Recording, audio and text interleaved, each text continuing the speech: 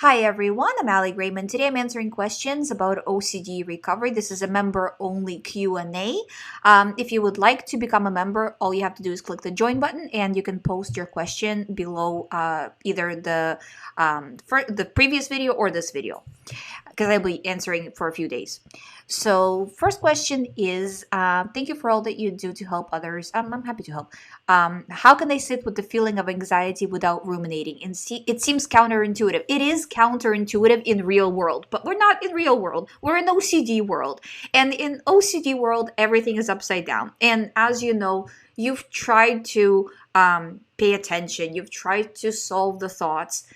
Doesn't work. We've all tried. Doesn't work. So rather than ruminating, which you know doesn't work, let's go the other way. Let's try to not ruminate.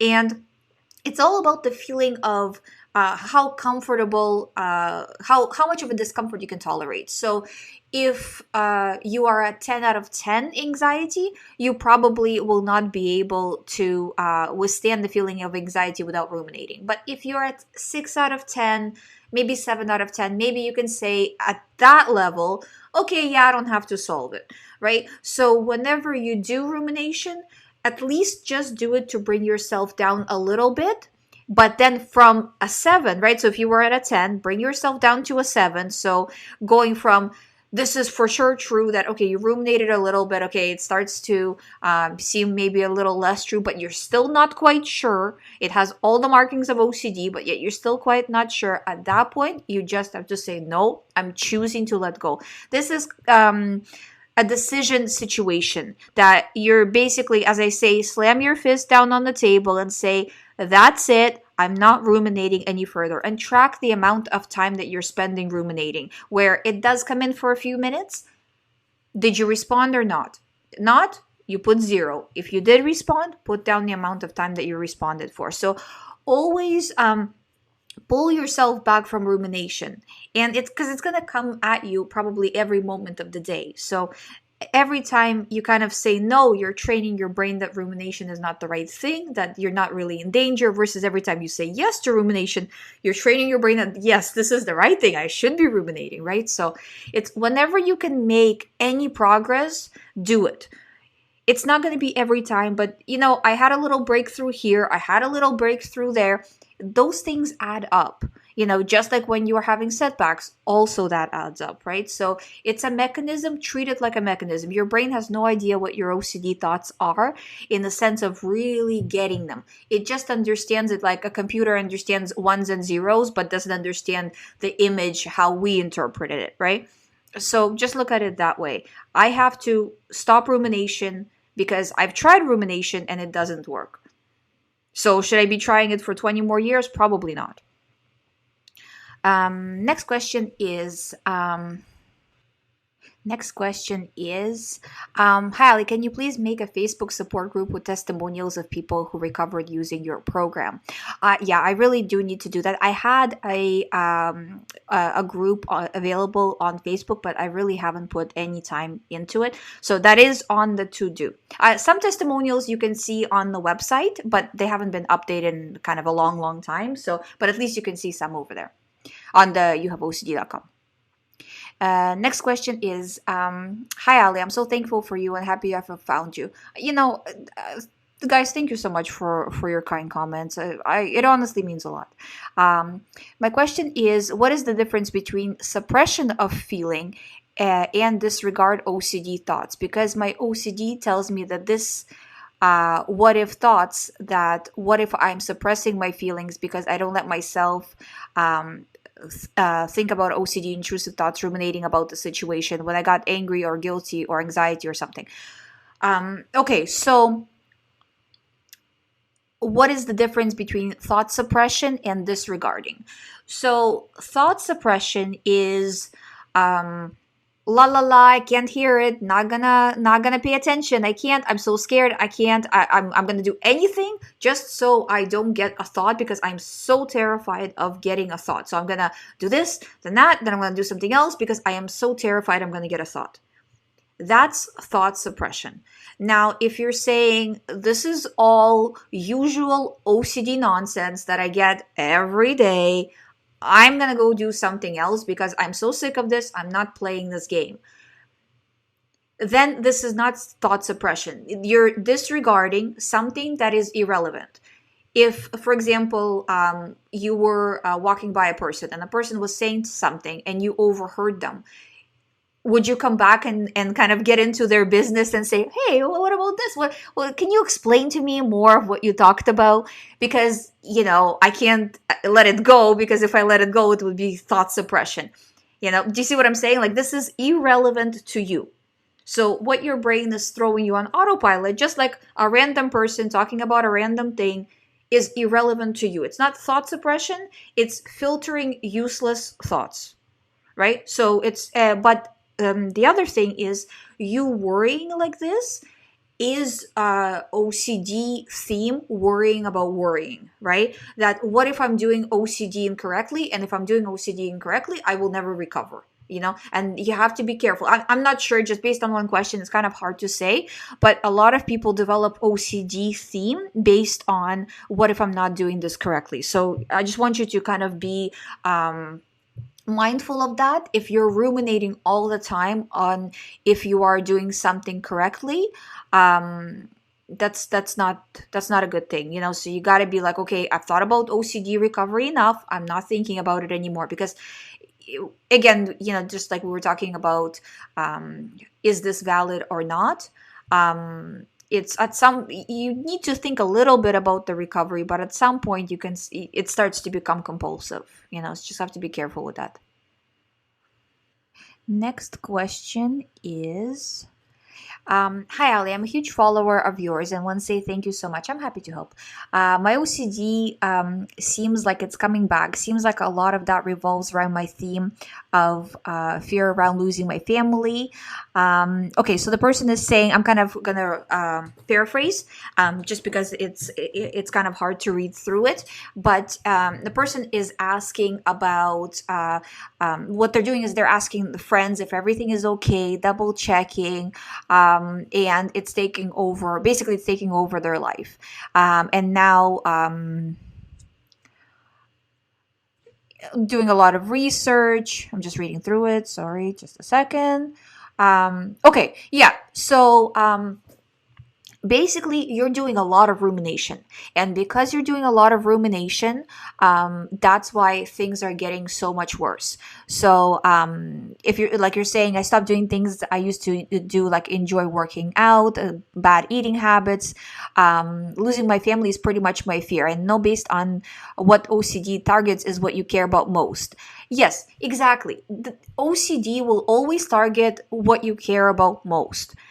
So the fact that you're asking repetitively, obviously, I know it feels very real, but obviously it's OCD behavior. It's a compulsion.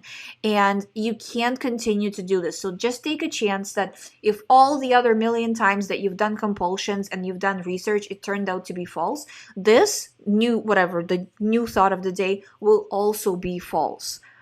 So what I need you to do to recover is to start tracking the amount of time you are ruminating. So make a chart from wake up till 9 a.m., from 9 to 12, 12 to 3, 3 to 6, 6 to 9, 9 till you go to bed. At the end of each 3-hour block, so wake up till 9 a.m. At 9 a.m., you're going to look back and you're going to think, how much time did I spend ruminating? And in minutes, not an hour, not like an hour and a half, right? Like not vague, as precise as you can. Write down the amount of minutes that you spent ruminating, in estimation, obviously, right? Then again, at 12, you're going to do the same thing from the 9 to 12, right? And at the end of the day, you're going to have a total of how many minutes did you spend actively responding to the thought. So this is not how many times the thought came in. This is how many times you took the idea and ran with it, kind of thing. You know what I mean? So, and gradually you need to start reducing. Also, you need to put yourself on a Google diet where you will only allow yourself to Google, maybe say like once a week, right? Or you will, and you will put yourself on friend asking diet, right? That I'm only asking my friends, say once a week or once every 2 weeks, and that's it. Because it's these compulsions and ruminations, that's what's driving you deeper into this. So you gotta start coming back out of it, because right now you're just getting worse. The more you ruminate, the more you take it seriously. Day by day, you're getting worse, and you need to track the time so you start to, because less rumination, less compulsions, better you're gonna feel. I mean, maybe the first few days, the brain will kind of rebel and try to send you more thoughts. It'll be like rapid fire. But after that, if you hold strong, it will start to lessen the grip that it has on you.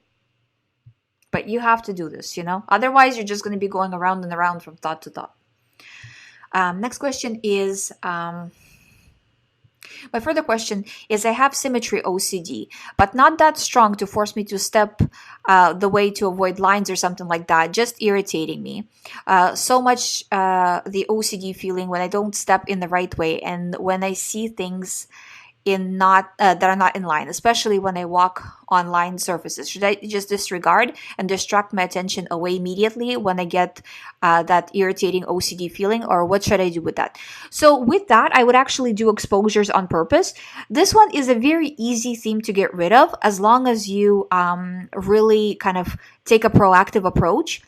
As much as possible, go around your house, make everything in your house slightly crooked. And just do as many exposures as you can every single day. I'm telling you, if you just flood yourself with exposures, you will feel uncomfortable, of course, during an exposure, but little by little, you will start to come out of it. So this is easy to fix, but you just need a lot of repetition of you doing the incorrect thing, right? Kind of having it not exactly perfect and doing nothing about it. Like, yeah, well, it's cricket. Okay, whatever. And then when the uncomfortable feeling comes in, choosing to disregard. Next question is, I have PUREO about harm. Most days anxiety levels range from 0 to 2. I only get maybe 1 to 2 intrusive thoughts a day. I'd say 95% of the time I'm disregarding. I can tell I'm close to full recovery. 2 questions. My mind, number one. My mind is rambling on about nonsense not related to my theme, but about recovery and daily stuff most of the day. What to do about this constant mind chatter? Will it eventually start to quiet if I disregard it? Yes, and usually what I see is the last OCD theme the person gets is the theme about what if I'm not doing recovery correctly, especially when you are researching recovery, you're listening to my videos, other people's videos. You start to become preoccupied with OCD recovery, and OCD can easily play on that and make it your new theme. So it's like, okay, say for example, you had, I don't know, like harm OCD, right? You got through your harm OCD, whatever, you started to disregard, you got better. But what if you never recover? What if it will come back in the future, right? So it gives you this new riddle to solve. Just don't fall for it. If it's doing this constant mind chatter, I would say it probably means that you're feeding it somewhere a little bit, the OCD recovery. So just be very careful. And I really suggest tracking the time so you're aware of how much time you're spending on thoughts that are related to OCD recovery. That as far along as you are in OCD recovery, you really need to be just focusing on everyday life. You don't need to be focusing on anything else. Including like listening to OCD videos, I would say try to cut that down and get back to hobbies, things that you like, discover new things, give your mind something else to focus on that's real life things. Next question, part 2 is my issue right now is ruminating about when I will fully recover and when the thoughts will fully go away. Of course, when I question when they will go away, it's usually when they pop up. I still disregard the thoughts, but how can I address the obsessing about recovery? How do I stop analyzing when it feels almost automatic? So, I actually didn't read the question too until I read it out loud. So, I can tell because this is what usually happens towards the end of the recovery. Track the time and really focus that throughout the day, I'm not solving when will I recover riddles. Overall, the recovery it happens little by little, it dissipates. So the person goes from 90% of the day being focused on OCD to 80 to 70 to 60, and it's over the course of a few months. So it kind of fades. There's not like a pinpoint in time where today I fully recovered. It's not like that. It's over time. And also around within the first 6 months, first year, there's a chance if there's some sort of upheaval in your life that another thought can come in, and if you're not too focused on disregarding right away, you can fall into it and then kind of get back on track. So there might be a few tries with this as well, right? It's not a linear process. So it's just little by little you're coming out of it. You really need to be focused on, I'm not thinking about anything related to OCD recovery. I'm thinking about my real life.